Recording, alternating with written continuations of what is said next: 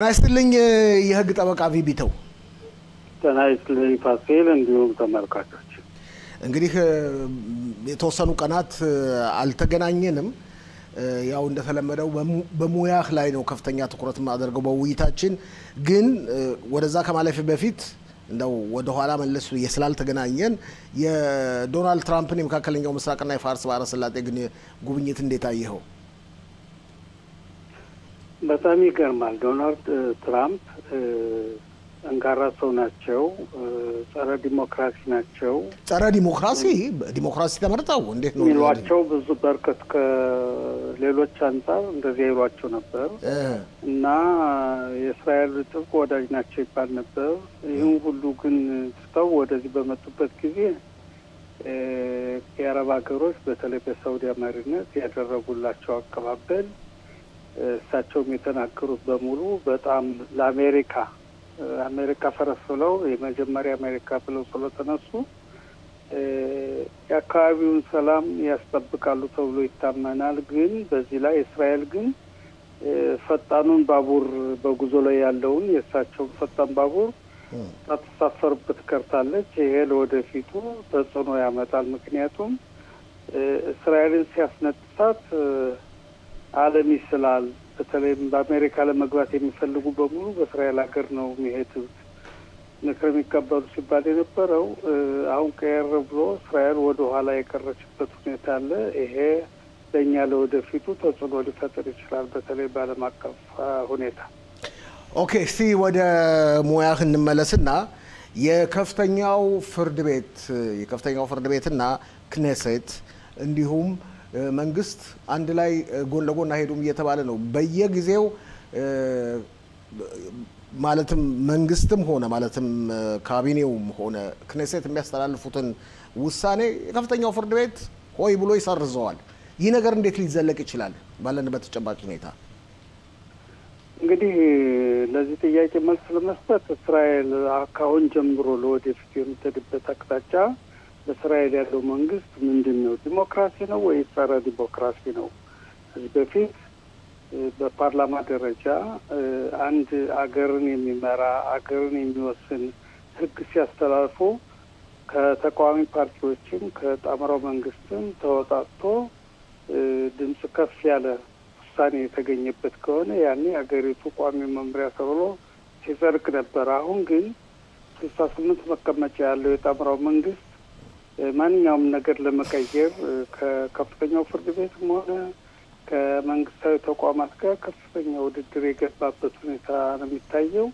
ስለዚህ ከፍተኛው ፍርድ ቤት ወሰነ ማለት በአገሪቱ ላይ ህግና ደንብ ጸደቀ በዚያ መሰረት ማንኛውም በዚህ መመሪያ በዚህ ብይን መወሰንና መስራት ሲገባ አሁን ግን የመንግስት ተቋማት የክኔሴት አባሎች ሚኒስቴሮች ከፍተኛው ፍርድ ቤት የወሰነውን ብይን ለማጽደቅ ለመቀበል አይፈልጉም ይሄ ለወደፊቱ የእስራኤል ህልውና የሚጻረርና አሁን የሚባለው እኮ አባባል አለ በህግ ባለሙያነት በአሁኑ ባለው ተጨባጭ ሁኔታ ብዙዎች የጥምሩ መንግስት ደጋፊዎችም እንዲሁም የክኔሴት አባላት የሚሉት አባባል አለ ከፍተኛው ፍርድ ቤት የተሰጠውን ኃላፊነትና ስልጣን በመዝለል እንዳውም ልክ እንደ ካቢኔው ልክ እንደ ክኔሴት ነው እርምጃ የሚወስደው የሚል አመለካከት አለ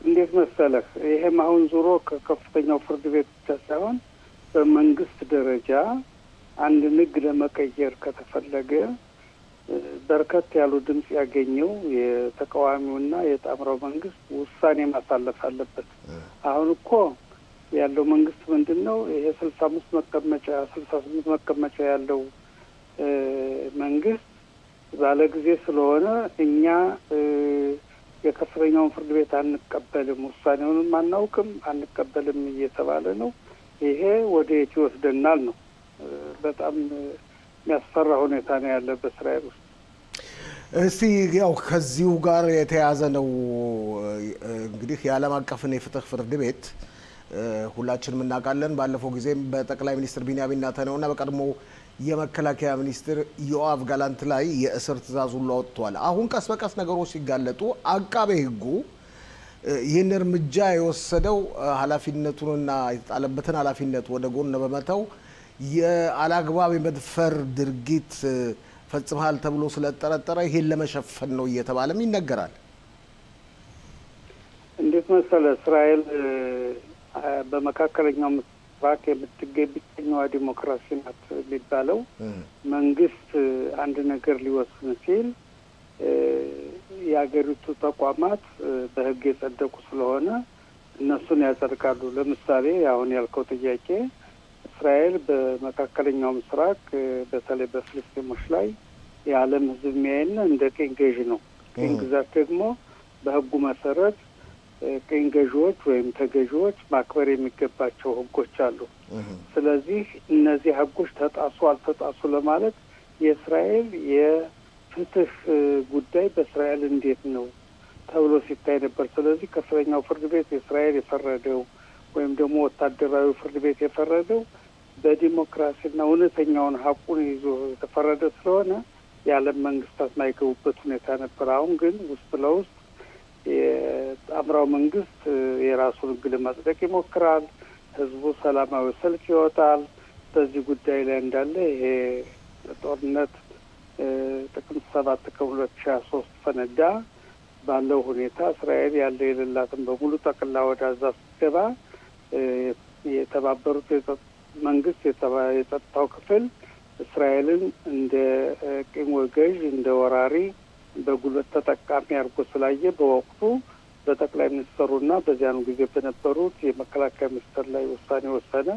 ይህም እንግዲህ የእስራኤል ከፍተኛው ፍርድ ቤት ነገሩ እንደነበረው ቢሆን ኖሮ ይህ ሁሉ ባልመጣ ነበር። አሁን በተለይ ትላንት ሰምተ ይሆናል እስራኤል በዛ ላይ በምትወስደው እርምጃ የፈረንሳይ የእንግሊዝና የካናዳ መንግስታት በእስራኤል ላይ እቃቤ ለማድረግ ወስነዋል። ምናልባት አልወሰኑም፣ ግን አሁን አስጠንቅቀዋል። እስራኤል ካላቆመች ወደፊት እቀባ እናደርጋለን ብለዋል እኮ ለማድረግ ነው። ግን የሚያሳየን ምንድን ነው?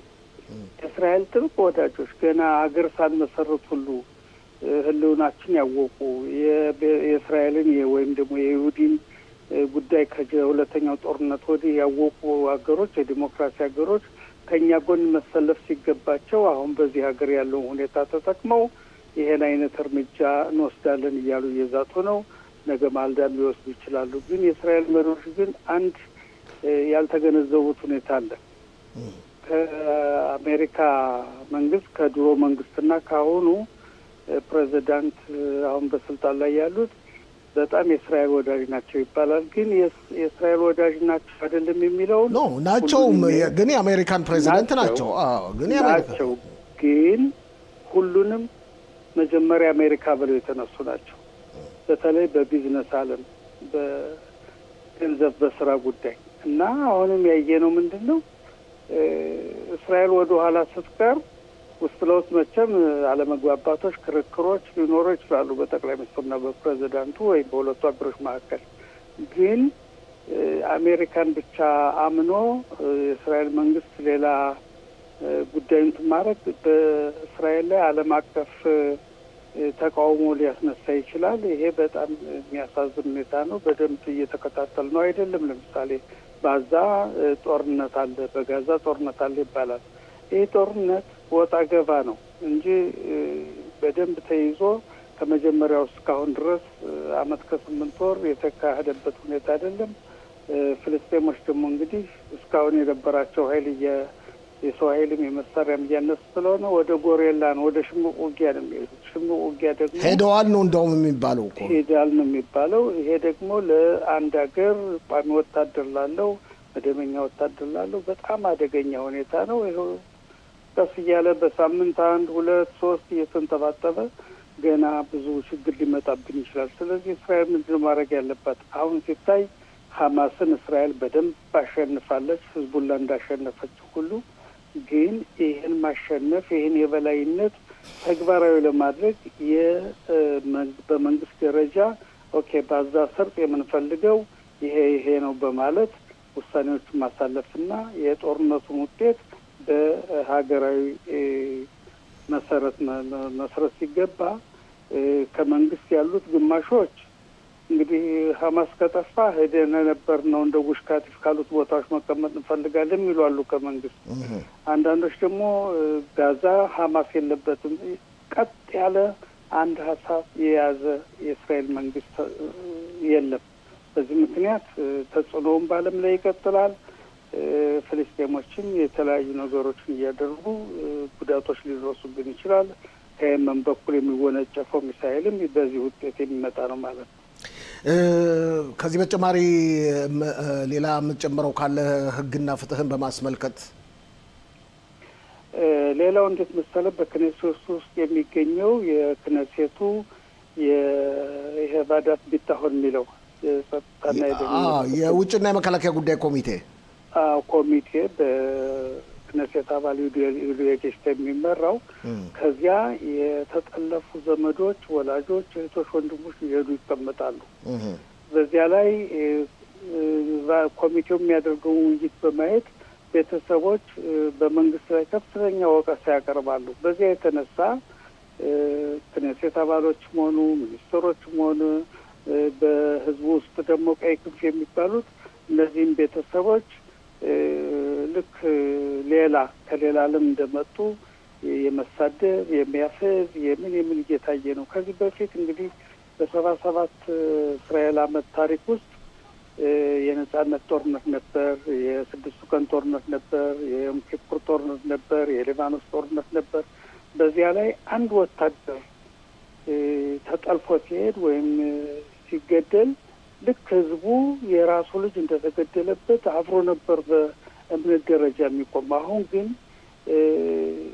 ይሄንን በማየት ግማሾች ወጥተው ሰላማዊ ሰልፍ ሲያደርጉ በመንግስት ሲወቅሱ፣ ሌሎች ደግሞ እያፌዙ ነው።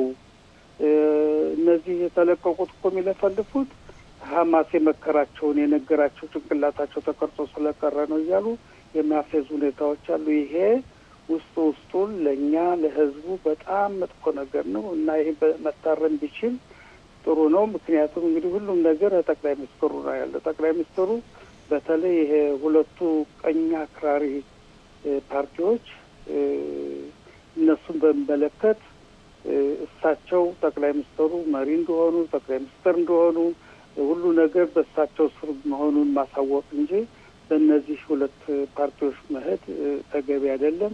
ህዝቡን እኛን ህዝበ እስራኤል የሚፈትነን ሞራላችን የሚጥለው በጦርነት እንድንጠቀም ያደረገው በመካከላችን ያለው ሽኩቻ ነው። ይሄ ለወደፊቱ በህግ አንጻርም ጥሩ አይደለም፣ በዓለም ዙሪያም ጥሩ አይደለም፣ ለእኛም በህብረተሰቡ ውስጥ በህዝቡ ውስጥ ጥሩ አይመጣም። የህግ ጠበቃ ቢተው በጣም አመሰግናለሁ ስላነጋገርከን።